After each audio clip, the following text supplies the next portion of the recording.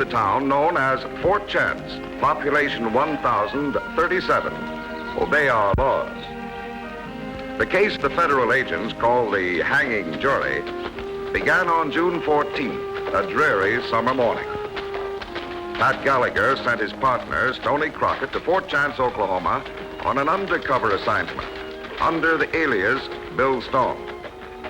Following a mysterious tip, Stoney rode to the Fort Chance General Store, tied his horse, and started for the side door.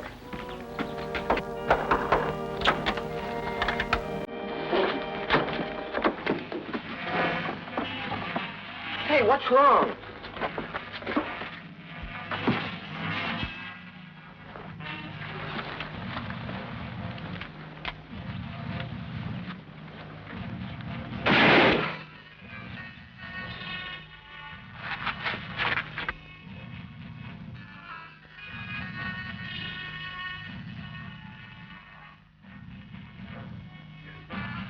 The hanging jury wasn't a proper legal murder jury, 6 men holding 6 proxies. But then, frontier justice is sometimes a little rough and ready. If administered by a proper judge, it can be almost as effective as the law book kind. Unless we have order, I shall have to ask the bailiff to clear the courtroom. After all, this is a murder trial. Mr. Herndon, you may proceed with the cross-examination. Thank you, Judge Dixon.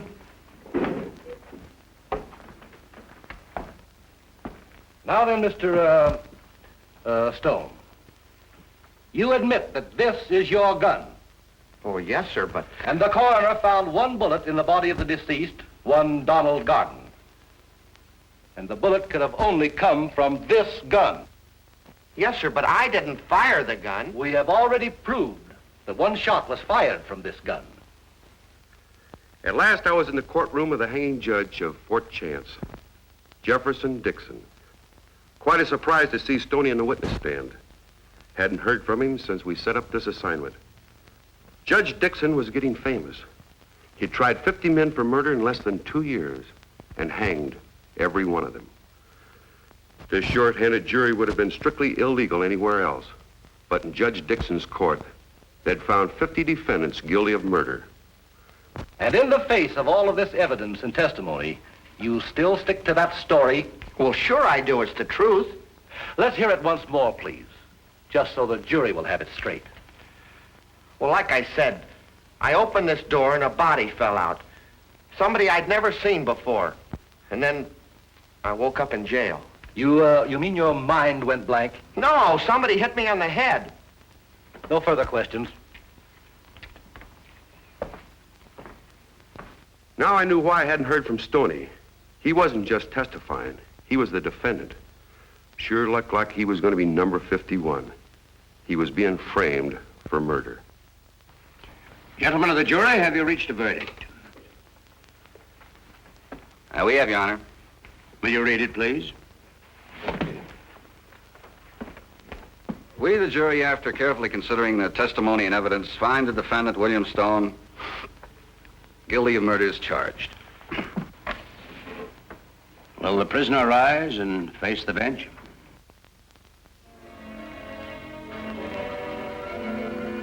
You have heard the verdict of the jury. It is the sentence of this court that you be taken to the Fort Chance jail, to be held there 1 week. On June 21st, an hour after sunrise, you will be hanged by the neck until you are dead. Dead. Dead. Court adjourned. One thing I don't get, Pat. Now, they couldn't know who I am. Why would they want to frame a guy named William Stone? They murdered this man, Garden. They needed somebody to pin it on. Oh, and I come along to oblige him. Yeah, George Mason was right. This is too big a job for the state to handle. Good thing he called in the federal government. What'd Mason have to say?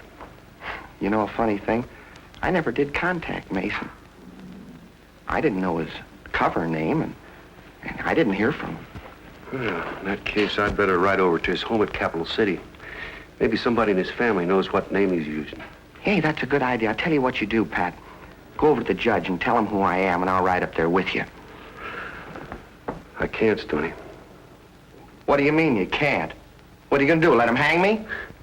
No, but if I tell a judge that we're federal agents, this whole case will blow up in our face. I don't care if it blows up in everybody's face. I'm in here on a murder rap. Look, it'll only take me a couple of days. They're not going to hang you until for at least 6. Well, isn't that lucky for me? Look, I'll do it as quick as I can. It'll take 2 days. Then I'll be back and get you out. Gee, thanks. Don't hang me up.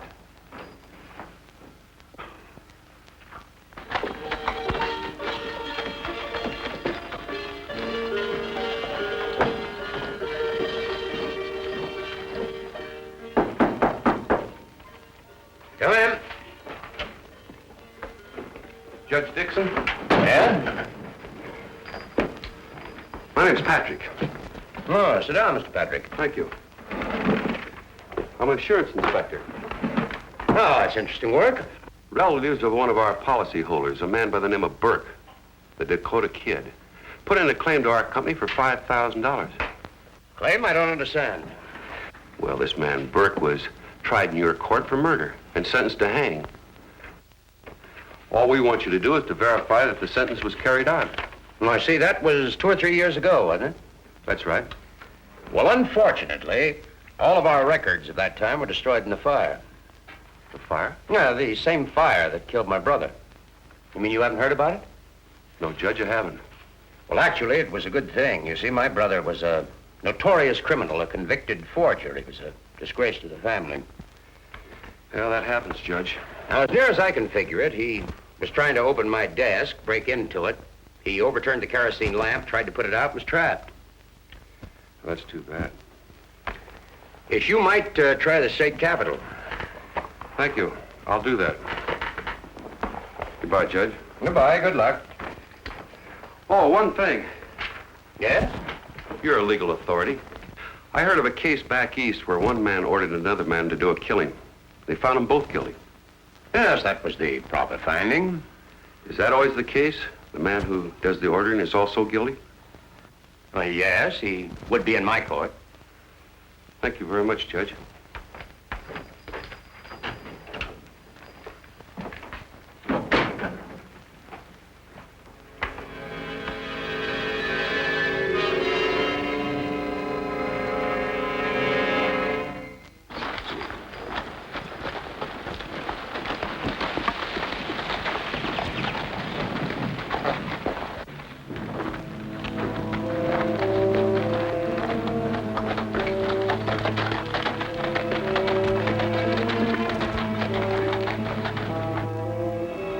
On the way to the state capitol, I tried to figure it out. A judge with 15-year record for honesty and fair decisions.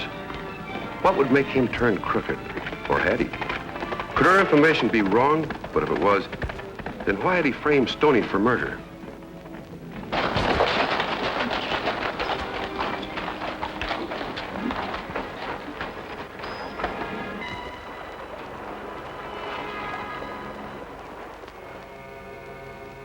The registrar's office had a complete record of all the cases Judge Dixon tried since he first took office.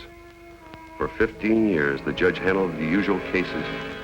But when I got the records of the last year, the time since the fire, everything was changed.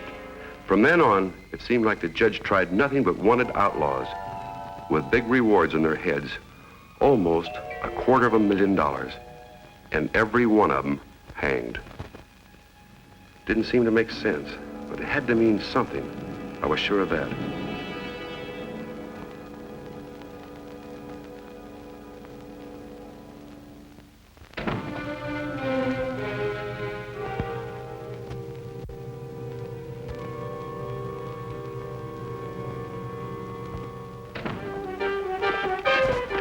My next move was to look up the family of the state investigator, George Mason.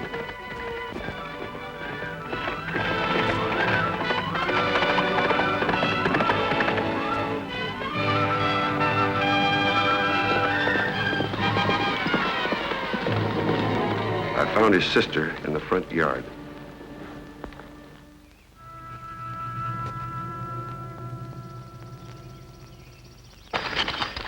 Janet Mason?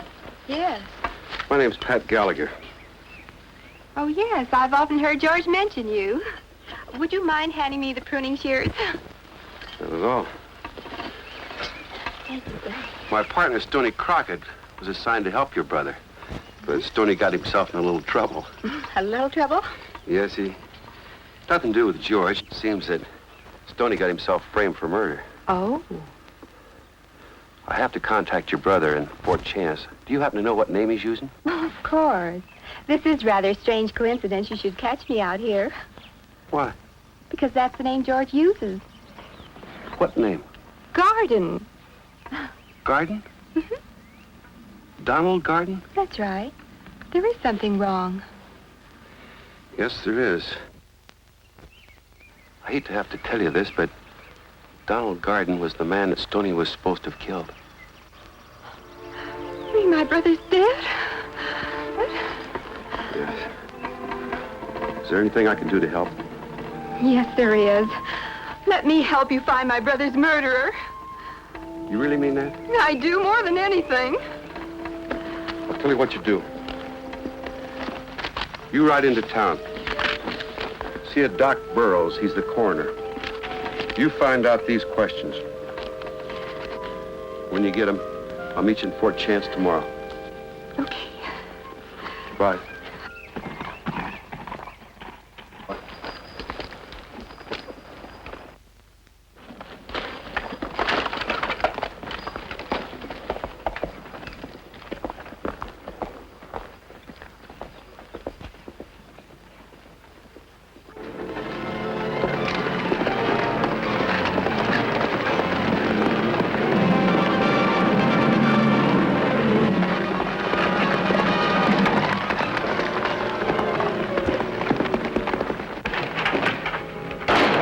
We're in real trouble, Judge. We are?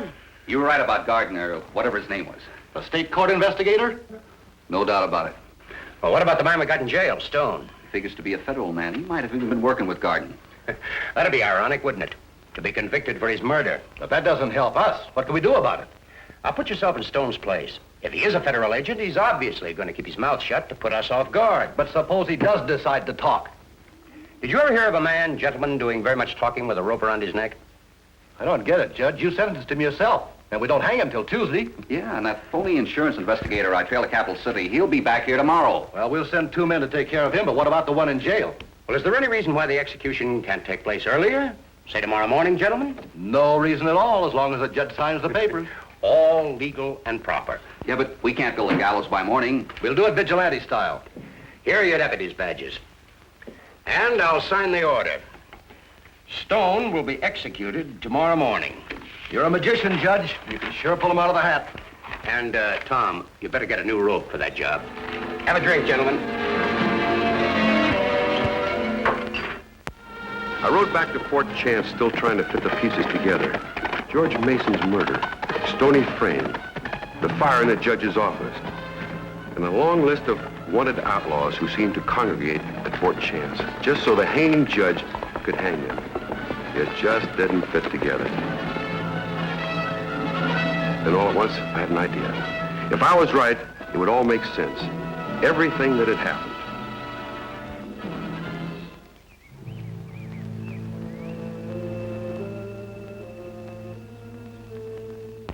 Hey, Stone. Yeah? Anything special you'd like to eat this morning? Well, there sure is. I'd like a nice big porterhouse steak about so thick, and lots of onions, some nice Irish spuds, and some real fresh bread. And for dessert, I'd like a piece of apple pie with a big, thick slab of Swiss cheese on it, and a whole pot of coffee. Well, that's going to take a little time, but I guess you're not going to go anywhere. You mean after 2 days of beans, you're actually going to feed me? That's right.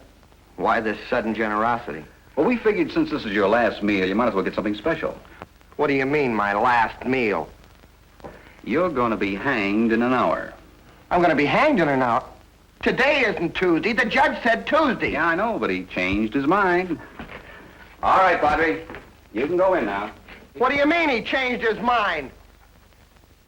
Look, Padre, they can't hang me today. It's Tuesday. Listen, Look, you haven't even got a gallows built or anything. Don't worry about us. We'll make out all right.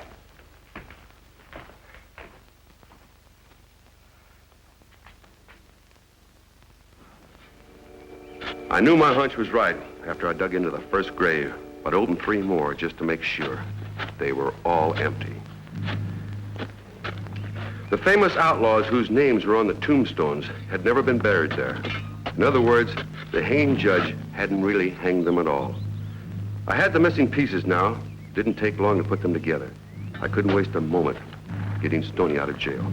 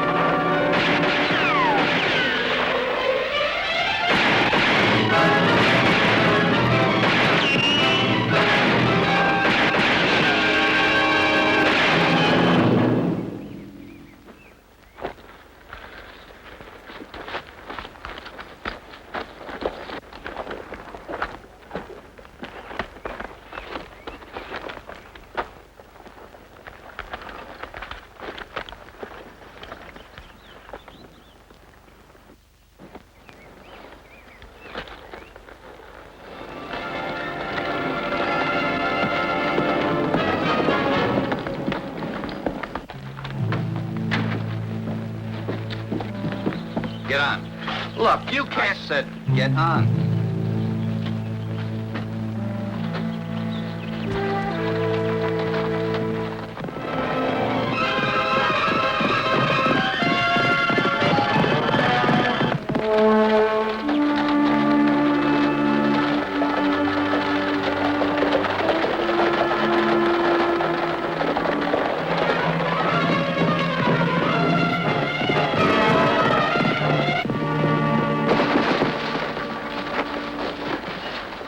Want a blindfold? No, and I want to tell you something. I'm no murderer. I'm... Shut up. You got a chance to say anything you wanted to say in court. Well, looks like we're all ready. Go ahead. Right, Stoney, right! Raise your horses!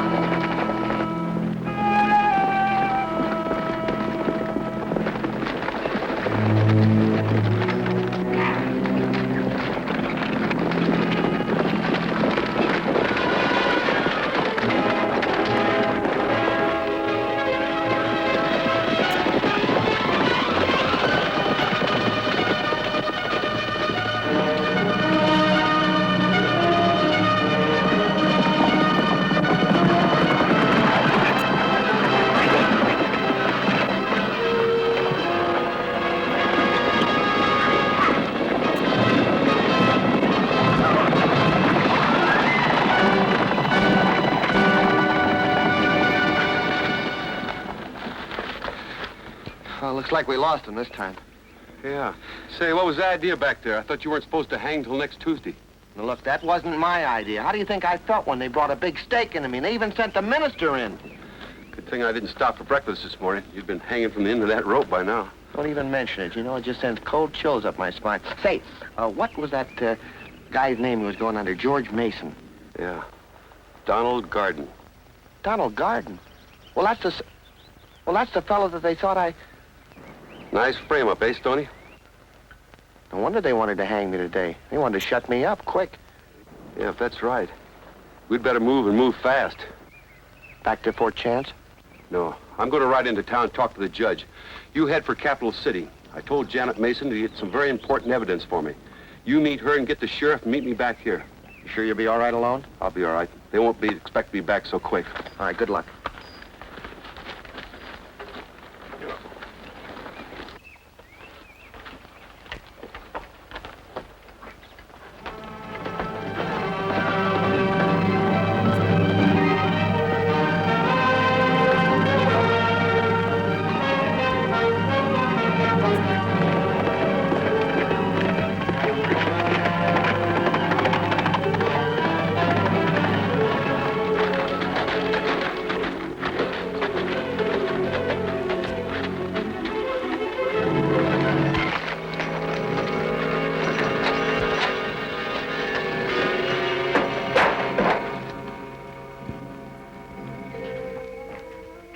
Starting another fire, Judge? Or should I say Sam? What'd you say? Put the rest of those matches on the desk. You're a federal agent, of course. That's right. Working with Garden and Stone? That's right. Their names are Mason and Crockett. Too bad, Sam, you didn't get a chance to burn this receipt for the reward money. For Joe Wabash, $5,000. Why do you persist in calling me Sam? Because that's your name. Sam Dixon didn't die in that fire over a year ago. The real judge did, and his twin brother took his place, and you're that twin. How did you figure that out? Remember that question I asked you, Dixon, about one man giving an order to another man to kill? Well, certainly they're both equally guilty. You're wrong, Judge. They're only guilty when a crime's been committed. No real judge would give out with a legal opinion like that, because every time he ordered an execution, he'd be equally guilty. That's very interesting. Where's Tom Hendren? Getting the horses. Don't worry, we'll be in safe territory by night. What about him? You know what he got to do to him. He's on to us. Did he figure out the racket? You mean about those empty graves? Yes. Why would all those outlaws come to Fort Chance just to let this judge hang them? You tell us. All right, I will. They came here knowing they wouldn't be hung, yet the records would prove that they were. Then they'd take the reward money and split it with the judge, change their names, and disappear. And the money? What there is left of it, I think you'll find out to the cemetery, but I'm not going to dig it up. I've got enough blisters. Judge, you must have told him. I didn't tell him anything. And thanks to you, I don't have to. That's right. One of the sweetest little setups I've ever seen. Well, it's not going to make much difference now anyway. Kind of unusual, isn't it, Crane? Using a gun instead of a rope? Say, that must be Hendren. Come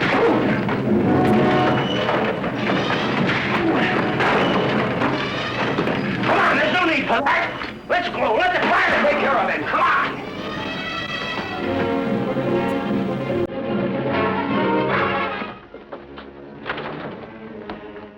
That's about time. Had a little trouble in the office. Look.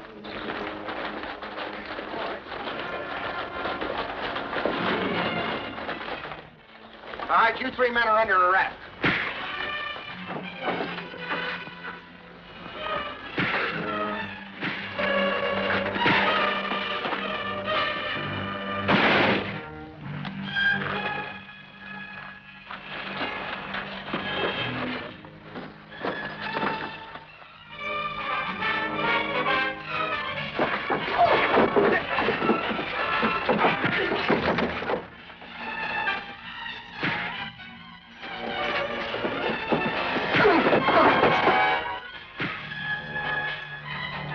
Stay where you are, Dixon.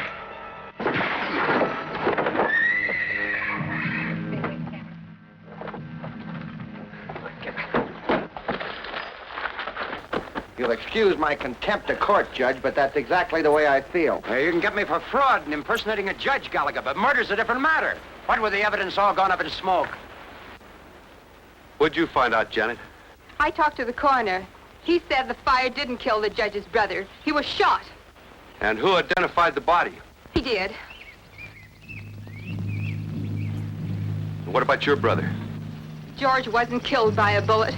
He was hit over the head hours before he was shot. Well, why didn't the coroner testify to that in court? He had an opportunity to. Because he knew that you weren't the real Judge Dixon, that's why. Let's get him out of here, Stoney. So the hanging jury ended up in court again. Only this time they had company, the hanging judge himself.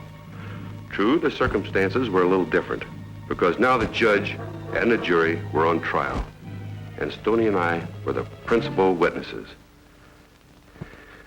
This is one of the shortest trials in history. It closed the case of the hanging jury, and the hanging judge will finish his career at the end of the same rope that had given him his reputation.